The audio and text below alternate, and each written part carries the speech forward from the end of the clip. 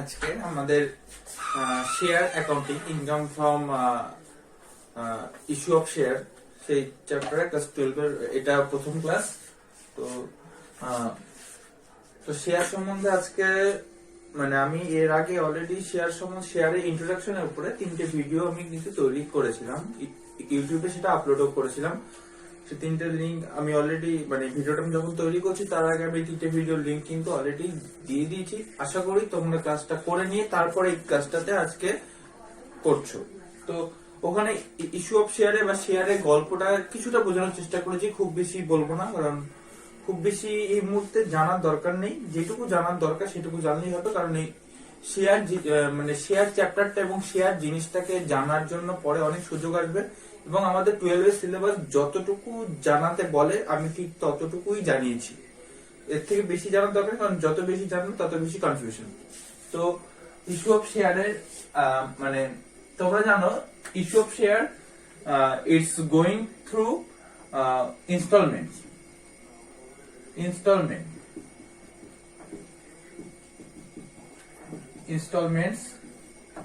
তো first, second, third, fourth, এটা চলতে পারে যত ইচ্ছা। তো ফার্স্ট ইনস্টলমেন্টের নাম আমরা জানি অ্যাপ্লিকেশন। সেকেন্ড ইনস্টলমেন্ট নাম অ্যালটমেন্ট।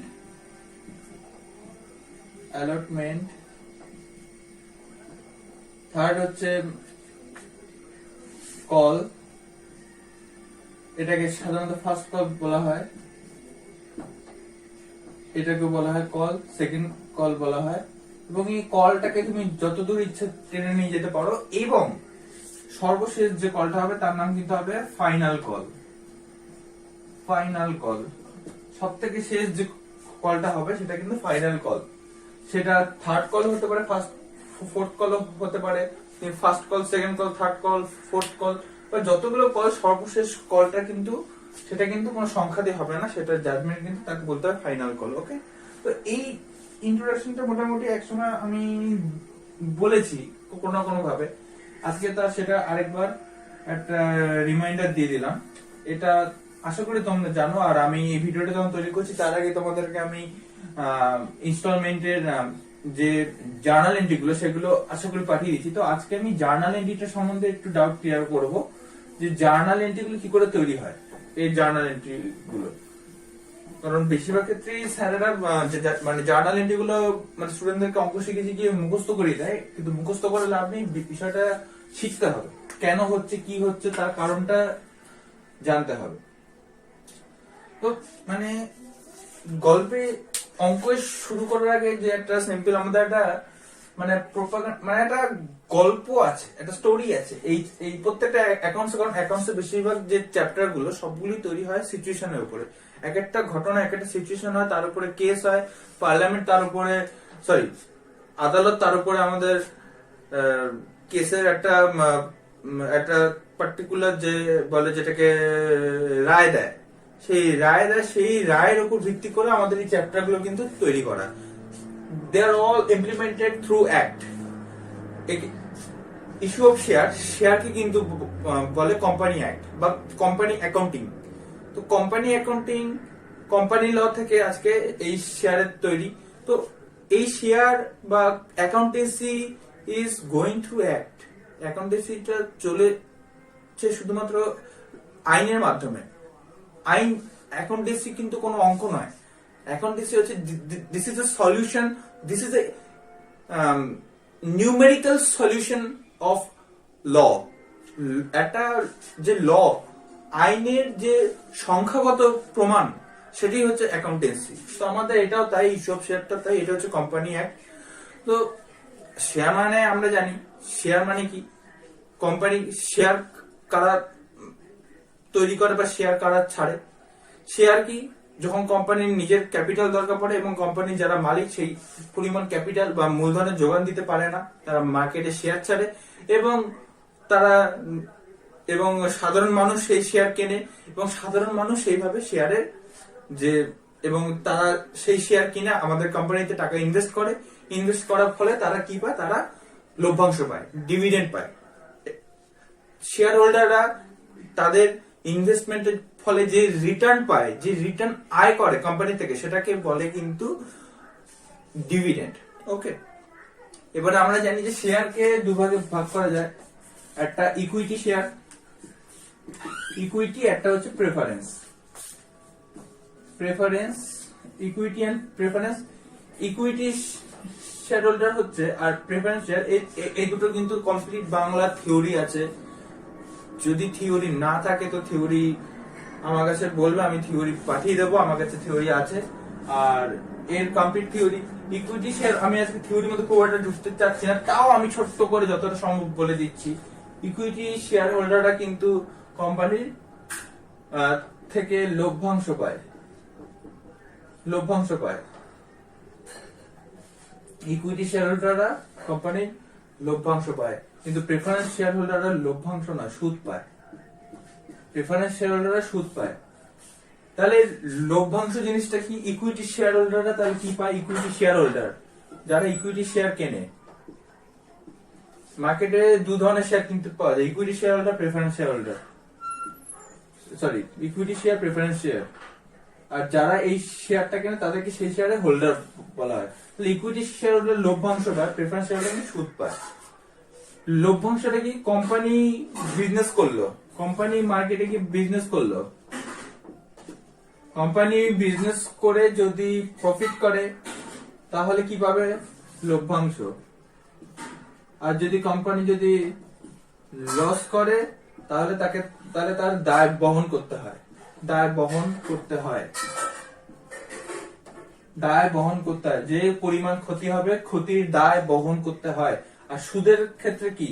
সুদ হচ্ছে তাহলে কি? সুদ কিন্তু, সুদ সেটা বুঝতে পারছো, তাহলে সুদ কিন্তু ফিক্সড। যেমন আমরা ব্যাংকে টাকা রাখি, আর ব্যাংকে টাকা রাখার জন্য আমরা কি পাই? আমরা ইন্টারেস্ট পাই। ইন্টারেস্ট কি? Interest always fixed. তাহলে কোম্পানি এরা লভ্যাংশ পায়, কিন্তু প্রেফারেন্স শেয়ার হোল্ডাররা কোম্পানিতে কিন্তু সুদ পায়। এরা কোম্পানির প্রফিটের সাথে, আজকে 2020 সালে যদি কোম্পানি যদি 5 লাখ টাকা প্রফিট করে, তাহলে এই 5 লাখ টাকা থেকে ইকুইটি শেয়ার হোল্ডাররা লভ্যাংশ পাবে। 2021 সালে কোম্পানি যদি 10 লাখ টাকা প্রফিট করে, তাহলে সেটা তাহলে 2020 সালে যে পরিমাণ লভ্যাংশ তারা পেয়েছিল তার থেকে আরো বেশি পরিমাণ লভ্যাংশ কিন্তু 2021 সাল পাবে, কারণ প্রফিটের রেটটা অনেক বেশি। বাট প্রেফারেন্স শেয়ার হোল্ডারদের ক্ষেত্রে গল্পটা কি? প্রেফারেন্স শেয়ার হোল্ডাররা কিন্তু এরা কোম্পানির অতিরিক্ত লভ্যাংশ বা অতিরিক্ত আয়ের ফল কিন্তু ভোগ করবে না। এরা তাহলে কি করবে? এরা ফিক্সড ইন্টারেস্ট। আজকে এরা যখন কোম্পানি শেয়ার কেনে, তখন কিন্তু এরা অলরেডি কোম্পানিকে জানিয়ে দেয় যে আমরা কিন্তু এই রেটে ইন্টারেস্ট চাই। কোম্পানিতে যখন এরা শেয়ার কেনে, যখন প্রেফারেন্স শেয়ার হোল্ডাররা কোনো কোম্পানি শেয়ার কিনে টাকা ইনভেস্ট করে, তখন কিন্তু এরা ফিক্সড ইন্টারেস্ট রেটে একমাত্র ইনভেস্ট করে, ফিক্সড ইন্টারেস্ট রেট। এবার সেটা যদি ধরো 5% পার অ্যানাম হয়, পিএ পার অ্যানাম, মানে প্রতি বছর যদি 5% হয়, তাহলে সেটা কিন্তু 5% হারে তাদের যা যা টাকা তারা বিনিয়োগ করেছে তারই হবে। আমি সাপোজ একটা এক্সাম্পল করছি যে mister Ram invested in XY Limited rupees 50,000, rate of interest 6% per annum। Mister Ram যে একজন preference share holder, not equity share holder, আমি প্রেফারেন্স শেয়ার হোল্ডারের এক্সাম্পলটা দিয়ে অঙ্কটা বোঝাচ্ছি। মিস্টার রাম যে XY লিমিটেড কোম্পানিতে 50,000 টাকা ইনভেস্ট করেছে, ইনভেস্ট করা মানে শেয়ার কিনে ইনভেস্ট করা বলে, রেট অফ ইন্টারেস্ট হচ্ছে 6% পার অ্যানাম। তাহলে সে 50,000 এর উপরে যদি 6% যা আয় হয়, কত? 6/100 3,000 টাকা। 3,000 টাকা, তাহলে তার কিন্তু লভ্যাংশ বা 3,000 টাকা সুদ, এটা কিন্তু সুদ তার প্রাপ্য। কিন্তু তাহলে 3,000 টাকা সুদ সে কিসের উপরে পাচ্ছে? 50,000 টাকা বিনিয়োগ করেছে বলে। তাহলে কি এর সাথে কোম্পানি কত প্রফিট করলো তার কিন্তু কোনো সম্পর্কই নেই। এর সাথে কোম্পানির প্রফিটে কিন্তু কোনো সম্পর্ক নেই। তাহলে এর সাথে তাহলে কোম্পানি তাহলে তার বছর শেষে তার কত টাকা, সে কত টাকার দাবিদার, বছর শেষে সে কত টাকা চায় কোম্পানি থেকে। বছর শেষে সে কোম্পানি থেকে 3,000 টাকা চায়, নিয়ে চলে যায়, আর কোনো খবর কিন্তু সে রাখে না। কিন্তু আজকে যদি 2020 সালে যদি XY লিমিটেড 5 লাখ টাকা প্রফিট করে, আর 2021 সালে যদি তারা 10 লাখ টাকা করে, 2022 সালে যদি তারা 22 লাখ টাকা প্রফিট করে, তাহলেও কিন্তু 3,000 টাকার বেশি পাবে না। মানে সুদ কি? সুদ হচ্ছে ফিক্সড, সে যে পরিমাণ টাকা ইনভেস্ট করেছে তার উপরে সে টাকা পায়। কিন্তু যত বেশি প্রফিট করবে তত বেশি লভ্যাংশ পাবে কিন্তু ইকুইটি শেয়ার হোল্ডাররা। ইকুইটি শেয়ার যত বেশি কোম্পানি প্রফিট করবে তত বেশি কিন্তু লভ্যাংশ পাবে ইকুইটি শেয়ার হোল্ডাররা।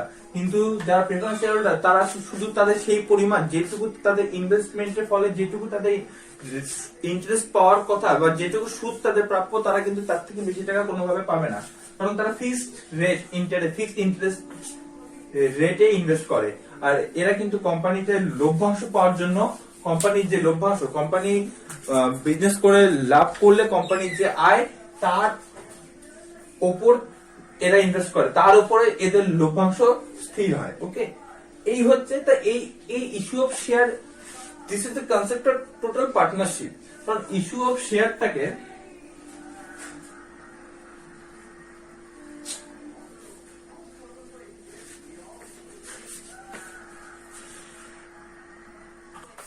আচ্ছা, তো যেটা বলছিলাম, তো ইকুইটি শেয়ার হোল্ডাররা কিন্তু কোম্পানির লভ্যাংশ পায়, কিন্তু প্রেফারেন্স শেয়ার হোল্ডাররা কিন্তু কোম্পানির লভ্যাংশ পায় না। তারা কি পায়? তারা সুদ পায়, এবং একটা পার্টিকুলার একটা নির্দিষ্ট হারে সুদ পায়।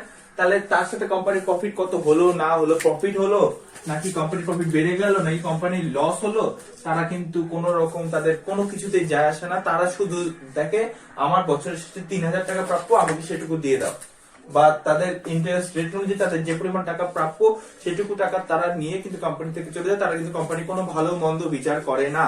কিন্তু ইকুইটি শেয়ার হোল্ডার কিন্তু কোম্পানি ভালো মন্দ বিচার করে, কারণ কোম্পানি যত বেশি প্রফিট করবে ইকুইটি শেয়ার হোল্ডারের লভ্যাংশ কিন্তু তত বেশি বাড়বে। তাহলে equity share holder it depends on লভ্যাংশ, যাকে ইংলিশে বলে ডিভিডেন্ড। আর প্রেফারেন্স শেয়ার হোল্ডার কিন্তু পায় ইন্টারেস্ট, ফিক্সড ইন্টারেস্ট। তাহলে এ পায় ডিভিডেন্ড, এ পায় ইন্টারেস্ট।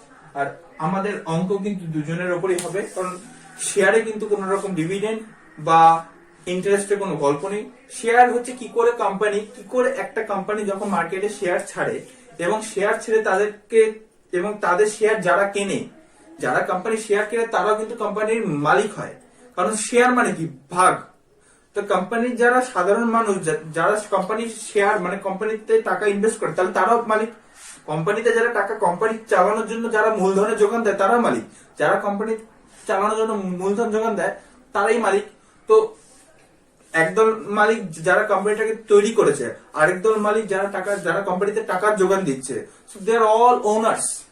হ্যাঁ, এবারে আমি বলতে পারি যে আজকে টিসিএস বা আমাদের যে টাটা ইন্ডাস্ট্রির মালিককে, তো টাটা ইন্ডাস্ট্রির মালিক আমরা বলি যে কে, আর টাটা ইন্ডাস্ট্রির মালিক হচ্ছে এখন বর্তমানে আরডি টাটা, রতন টাটা, আমার পুরো নামটা মনে পড়ছে না, সে যাই হোক। বা আমাদের রিলায়েন্স ইন্ডাস্ট্রির মালিক কে? মুকেশ আম্বানি। কিন্তু তারা কিন্তু মালিক নয় কোম্পানির। তুমি যদি তাদের নামে সার্চ করো যে ওনার অফ টাটা লিমিটেড বা ওনার অফ রিলায়েন্স, তাদের নামে কিন্তু হয়তো সেখানে দেখাবে মুকেশ আম্বানি, কিন্তু তাদের ওনার কখনোই বলবে না, তাদেরকে বলবে কিন্তু সিইও, চিফ এক্সিকিউটিভ অফিসার। তাদের কিন্তু সিইও বলা হয়। মালিক কারা? মালিক তো একজন নয়, একটা কোম্পানির মালিক তো একজন নয়। যারা যারা কোম্পানি চালানোর জন্য টাকা দেবে তারাই মালিক। আজকে হ্যাঁ, একজন একটি ব্যক্তি সে যদি টাটার শেয়ার কেনে, সে যদি আজকে কোম্পানিকে 5 টাকা দেয় সেও কোম্পানির মালিক, যদি 5,000 টাকা দেয় সেও কোম্পানির মালিক, কেউ যদি 500 কোটি টাকা দেয়, সেও কোম্পানির মালিক। তো কোম্পানির সবাই এরা কিন্তু মালিক। তাহলে মালিক একজন নয়, মালিক একাধিক। আর যখন একাধিক মানুষ একটা কোম্পানি একটা আমব্রেলার নিচে এসে দাঁড়ায়, সেটাকে আমরা কি বলে দিচ্ছি? পার্টনারশিপ, অংশীদারি কারবার। তো এখানে একাধিক কনসেপ্ট, একটা চ্যাপ্টার পড়াতে গিয়ে অনেক কনসেপ্ট চলে আসে। আমি সব কনসেপ্ট নিয়ে ডিটেলসে যাবো না, তাহলে কিন্তু চ্যাপ্টারটা পুরো ঘেটে হয়ে যাবে। তো আমার এত কিছু জানার দরকার নেই। তো আমি এবারে পরিষ্কার কথা আসি যে কোম্পানি যখন মার্কেটে শেয়ার ইস্যু করে, তো ইস্যু করার পরে কোম্পানি, সেই সাধারণ মানুষ যারা কোম্পানি শেয়ার কিনতে ইচ্ছুক এবং যারা যে সমস্ত সাধারণ মানুষরা কোম্পানিতে টাকা ইনভেস্ট করে এবং কোম্পানি যাদের থেকে টাকা নেয়, তাদেরকে কি উপায় তাদের থেকে টাকাটা নিতে পারবে, এটা হচ্ছে একটা this is the process through making journal তৈরি করার মাধ্যমে এই প্রসেসটা কিন্তু আমাদেরকে কমপ্লিট করতে হয়। ওকে, তো আমি প্রথমেই বললাম যে আমাদের কিভাবে হয়, আমাদের ইনস্টলমেন্টের মাধ্যমে টাকা নিতে হয়। প্রত্যেকটা ইনস্টলমেন্টের আলাদা আলাদা নাম। প্রথমটা অ্যাপ্লিকেশন, পরে একটা অ্যালটমেন্ট, তারপর একটা কল। সে call first call, second call, final call, সে যাই হোক না কেন, যতগুলো ইচ্ছা কল হবে। ওকে, তো এই হচ্ছে আমাদের ইনস্টলমেন্ট। তো এবার ইনস্টলমেন্ট কেন, ইনস্টলমেন্টের মাধ্যমে কেন টাকা জোগাড় করা হয়? আজকে আমার কোম্পানিতে কেউ যদি 50,000 টাকা যদি কেউ আমার কোম্পানিতে ইনভেস্ট করতে চায়, তাহলে সে আমাকে তো একবারে আমার বাড়িতে আসতে পারে বা আমার কোম্পানিতে আসতে পারে, ঠিক আছে, সে তো একবারে আমার কোম্পানিতে আসতে পারে, সে 50,000 টাকা দিয়ে চলে যেতে পারে। তো তাকে আমি কেন ইনস্টলমেন্টের মধ্যে দিয়ে নেবো? First instalment, second instalment, third instalment, কেন এইভাবে আমি কেন নেবো? আমার 50,000 টাকা আজকের মধ্যে দরকার আমার কোম্পানির ক্যাপিটাল ফান্ড করার জন্য। ক্যাপিটাল না হলে কোম্পানিতে কাজ করতে পারবো না।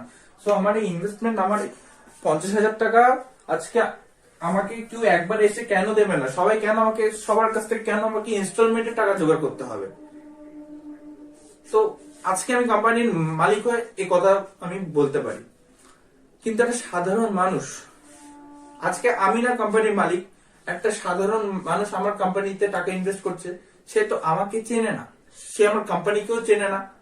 সে আমার কোম্পানির নাম শুনতে পারে, হ্যাঁ না কি টাটা ইন্ডাস্ট্রি একটা বড় ইন্ডাস্ট্রি, বিরাট বড় ব্যবসায়িক প্রতিষ্ঠান, এটা দীর্ঘদিন ধরে ভারতবর্ষে বিজনেস করছে, ভারতবর্ষের বাইরে বিজনেস করছে, এটা একটা বিশ্বস্ত কোম্পানি। কিন্তু সে একটা অচেনা মানুষের তৈরি করা একটা সমিতি বা একটা কোম্পানি বা একটা অর্গানাইজেশনকে সে কেন তার ঘরের টাকা এসে একবারে দিয়ে দেবে? হতে পারে আজকে 2020 সালের টাটা কোম্পানি করলো হিউজ লস, হতে পারে 2021 সালে টাটা কোম্পানি করলে হিউজ প্রফিট। তো কোন বছর সে প্রচুর লস করতে পারে, কোন বছর সে প্রফিট করতে পারে। কোম্পানির প্রফিট এন্ড লস তো তার বাজারের উপরে মানে ডিপেন্ড করে। কোম্পানি প্রফিট করতে পারে, আমাদের বিজনেস আমাদের কোম্পানির উপরে ডিপেন্ড করে, সেটা প্রফিটও করতে পারে, লসও করতে পারে। তো কোনো কিছু তো ঠিক নেই না। তো আমরা তো আমাদের ভারতবর্ষে বা আমাদের অন্যান্য পৃথিবীর যে কোনো প্রান্তে একজন শিল্পপতি বা একজন সমাজে যারা মানে আমাদের সমাজের তো অনেকগুলো লেভেল আছে, উচ্চবিত্ত, মধ্যবিত্ত, নিম্নবিত্ত। তো যে কোনো পৃথিবীর যে কোনো দেশে মধ্যবিত্ত মানুষের সংখ্যাটাই বেশি, মধ্যবিত্ত না, নিম্নবিত্ত মানুষের সংখ্যা বেশি। সব থেকে বেশি সংখ্যক মানুষ কিন্তু নিম্নবিত্ত। তাই কোনো মানুষের পক্ষে কিন্তু একবারে তার ঘরের সমস্ত টাকা এসে আমার কোম্পানিতে বা আমার অর্গানাইজেশন এসে ইনভেস্ট করতে পারে না। নিম্নবিত্ত মানুষের পক্ষে কিন্তু আজকে আমার কোম্পানিতে সাপোজ 50,000 টাকার নিচে ক্যাপিটাল কারোর থেকে নেওয়া হয় না। আজকে যদি আমার কোম্পানি, যেটা নাম দিলাম টাটা ইন্ডাস্ট্রি, তো টাটা ইন্ডাস্ট্রিতে কিন্তু কোনো সাধারণ মানুষ এসে সে কিন্তু টাকা দিলে আমি নেব না। আমাকে যদি 50,000 টাকা দিলে 50,000 টাকা থেকে আমার ক্যাপিটাল শুরু হবে। আমি তখনই তার ক্যাপিটাল নেব যখন সে 50,000 টাকার এক্সট্রা 50,000 টাকার উপরে টাকা দেবে। কারণ আমি এর মানে কি, এর মানে আমার কোম্পানির একটা শেয়ারের দাম কিন্তু ওয়ান পিস শেয়ারের দাম কিন্তু 50,000 টাকা। তো আমার কোম্পানির একটা শেয়ারের দাম কিন্তু 50,000 টাকায়। তাহলে আমার কোম্পানি থেকে যদি 50,000 টাকা জায়গায় 49,000 টাকা নিয়েছে, তাহলে আমি কি আমার কোম্পানির শেয়ার তাকে দেবো না? তাহলে আমার কোম্পানি কিন্তু হচ্ছে 50,000 টাকার নিচে কোনো ভাবে কারোর থেকে ইনভেস্টমেন্ট নেয় না, তাহলে আমার কোম্পানিতে আসতে হলে তাকে কিন্তু 50,000 টাকার বেশি টাকা দিয়ে ঢুকতে হবে, তার আগে তার থেকে বেশি, তার থেকে কমে কিন্তু হবে না। তাহলে আমি এইটুকু বলতে পারি, তো আজকে এই 50,000 টাকা কোনো অচেনা মডেল, বা তুমি যে স্টুডেন্ট যে ক্লাস করছো সে নিজে একবার ভেবে দেখো যে তুমিও কি একদিন হঠাৎ করে এসে আমি তোমাকে বললাম যে আমার একটা কোম্পানি খুলেছি, কোম্পানিটা বিজনেস করতে চাই, তার জন্য ক্যাপিটাল দরকার, তুমি এসে আমার কোম্পানিতে টাকা দাও, তুমি কি এসে তোমার ঘর থেকে একবার 50,000 টাকা আমাকে দেবে? আমার কোম্পানিকে দেবে না। তুমি সবার আগে কি বলবে? দেখো 50,000 টাকা তো আমি দিতে পারবো না, কারণ কি আমরা সবাই নিম্নবিত্ত, আর শেয়ার মার্কেটটা নিম্নবিত্তের জন্য। আচ্ছা কোনোদিন শুনলে আজকে তো আমাদের দেশের অনেকগুলো ইন্ডাস্ট্রি আছে, একটা টাটা লিমিটেড, হ্যাঁ, তো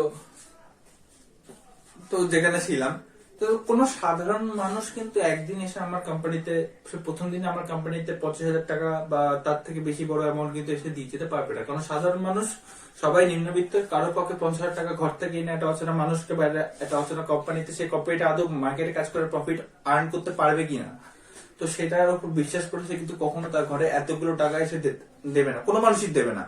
সে সাধারণ মানুষ হোক, মধ্যবিত্ত মানুষ হোক, উচ্চবিত্তদের ব্যাপার আমি বলবো না, উচ্চবিত্তদের ইকোনমিক্যাল কোনো টার্মের মধ্যে আনা হয় না, কারণ তারা সমস্ত ইকোনমিক্যাল টার্মে যে ব্যতিক্রম তারা হচ্ছে সেটাই, তাদের ইকোনমিক্সটা আলাদা আর আমাদের ইকোনমিক্সটা আলাদা, আমরা সাধারণ মানুষ। তো এখান থেকে দাঁড়িয়ে তো আমি যেটা বলছিলাম যে টাটা লিমিটেড, রিলায়েন্স লিমিটেড, বা আজকে যেটা বলি আজকে কি আছে, বিড়লা বিড়লা বিড়লা লিমিটেড, কোনদিন দেখেছো টাটা লিমিটেডের শেয়ার কিনেছে রিলায়েন্স বা বিড়লা লিমিটেড?